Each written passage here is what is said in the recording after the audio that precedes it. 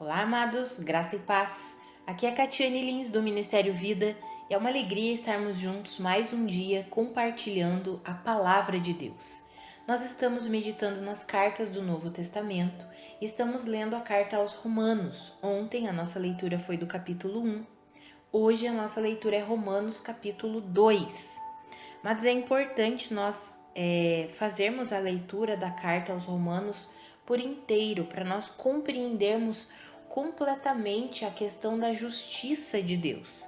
Se você leu ontem o capítulo 1 e ouviu o devocional, você pode compreender o porquê da humanidade estar vivendo debaixo da ira, aqueles que não creem em Cristo Jesus, aqueles que não depositam a sua confiança em Cristo Jesus, permanecem debaixo da ira de Deus. Mas em Cristo Jesus nós somos salvos, somos tirados da ira e colocados debaixo da salvação. Por isso que o Evangelho é o poder de Deus para salvar todo aquele que crê em Cristo Jesus. E aí no nosso capítulo de hoje, o capítulo 2, lembrando que o apóstolo Paulo escreveu para os gentios, ou seja, para o povo que não era judeu, e também alcançava judeus que se convertiam ao cristianismo. Então ele escreveu ali o capítulo 1 de Romanos, e aí vem no capítulo 2, é uma escrita bem específica para os judeus. Por quê?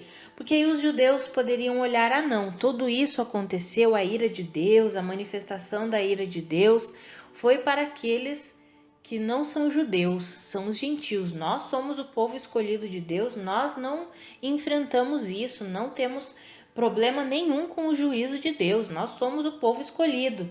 Aí vem o apóstolo Paulo ensinando que todos foram colocados debaixo da ira de Deus para que Deus pudesse exercer misericórdia para com todos. Isso vai ser especificamente no capítulo de amanhã, no capítulo 3. Mas aí dos versículos 1 até o 4, eu quero ler aqui do capítulo 2 com você, está escrito assim: portanto, você que julga os outros é indesculpável, pois está condenando você mesmo naquilo em que julga, visto que você que julga pratica as mesmas coisas. Sabemos que o juízo de Deus contra os que praticam tais coisas é conforme à verdade. Assim, quando você, um simples homem, os julga, mas pratica as mesmas coisas, pensa que escapará do juízo de Deus? Ou será que você despreza as riquezas da sua bondade, tolerância e paciência, não reconhecendo que a bondade de Deus o leva ao arrependimento? Se nós lermos ali do versículo 17 em diante, ele vai dizer: você que tem o nome de judeu e apoia-se na lei e orgulha-se da lei, acha que é na lei que você vai encontrar a verdade, o conhecimento da verdade, você que se acha um guia poderoso, um instrutor de cegos, mas você que diz para não furtar, você furta, você que diz para não adulterar, você adultera, você que diz que detesta os ídolos, você rouba os templos. Ou seja, você se orgulha da lei, mas você desonra a Deus desobedecendo a lei. Ou seja, é um capítulo para mostrar que tanto os gentios quanto os judeus estavam debaixo de uma natureza corrompida. Por isso eles precisavam de uma redenção. E é interessante no versículo 2 que nós lemos, que diz assim: sabemos que o juízo de Deus contra os que praticam tais coisas, contra aqueles que vivem nas práticas pecaminosas, porque o capítulo 1 termina falando de muitas e muitas práticas pecaminosas. Aí ele diz assim: sabemos que o juízo de Deus contra os que praticam tais coisas é conforme a verdade. Mas nós sabemos que a verdade é Jesus Cristo. Jesus Cristo é o caminho, a verdade e a vida. O juízo de Deus é conforme Jesus. Por isso que Jesus foi entregue, ele recebeu a condenação para que nele nós fôssemos tirados debaixo da condenação e colocados debaixo da salvação que há por meio da obra redentora de Cristo Jesus.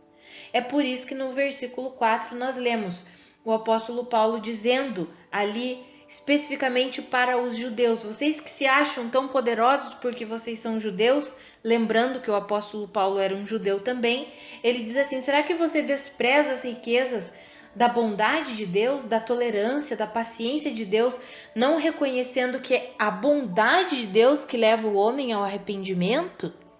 Então não fique julgando, condenando os outros que praticam tantas coisas como se você fosse melhor. O juízo de Deus é pautado na verdade. Quem estiver na verdade não receberá juízo. Agora, quem não estiver na verdade receberá o juízo. Ou seja, quem está em Cristo Jesus não recebe juízo, saiu da condenação para a salvação. Mas quem não crê em Cristo Jesus, ou seja, quem não se une a Cristo Jesus, permanece debaixo do juízo. Agora, Deus utiliza-se da sua bondade, é a bondade de Deus que leva o homem ao arrependimento. Não é a ira de Deus, mas é a bondade de Deus. E qual que é a bondade de Deus? A manifestação de Cristo Jesus, a entrega de Cristo Jesus em favor da humanidade.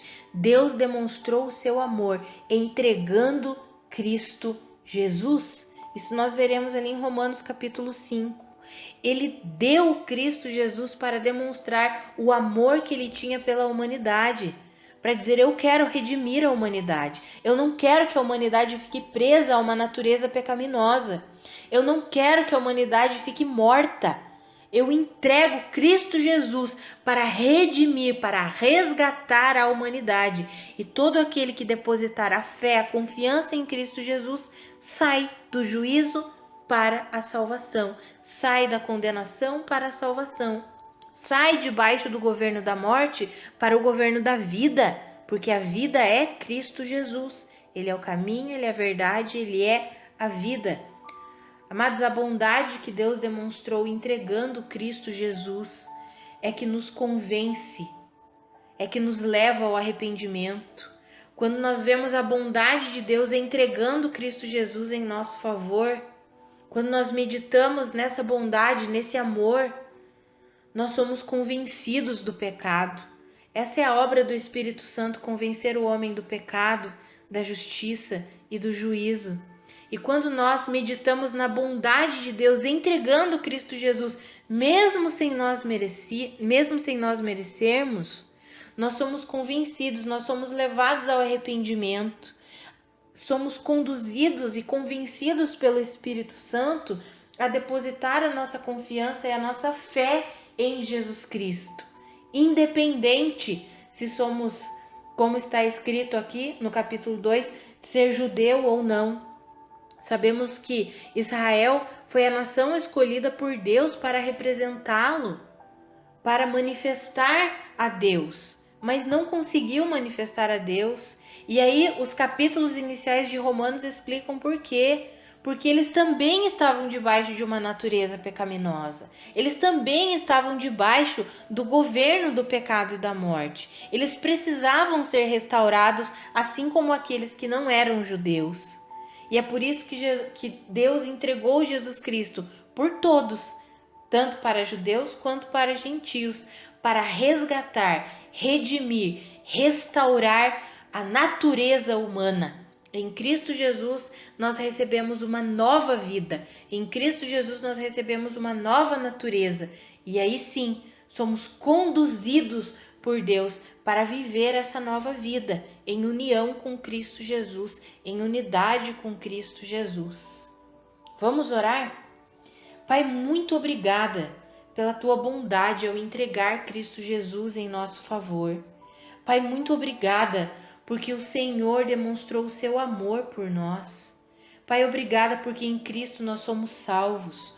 Obrigada porque em Cristo nós saímos debaixo da condenação e entramos debaixo da salvação que há em Cristo Jesus. Pai, obrigada, Senhor, pela tua obra completa, redentora. Obrigada pela tua bondade. Obrigada porque é quando meditamos no seu amor e na sua bondade é que somos conduzidos ao arrependimento, é que somos convencidos pelo Espírito Santo a depositarmos a nossa confiança no Senhor. Muito obrigada por isso, Pai.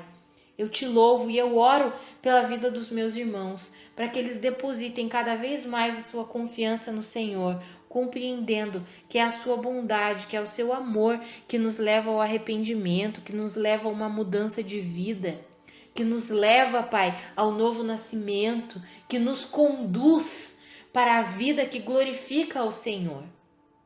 Eu oro que os meus irmãos sejam fortalecidos em fé, sejam fortalecidos no Senhor, em nome de Jesus. Amados, que a graça e a paz de Cristo sejam multiplicadas sobre a sua vida. Um grande abraço e até amanhã.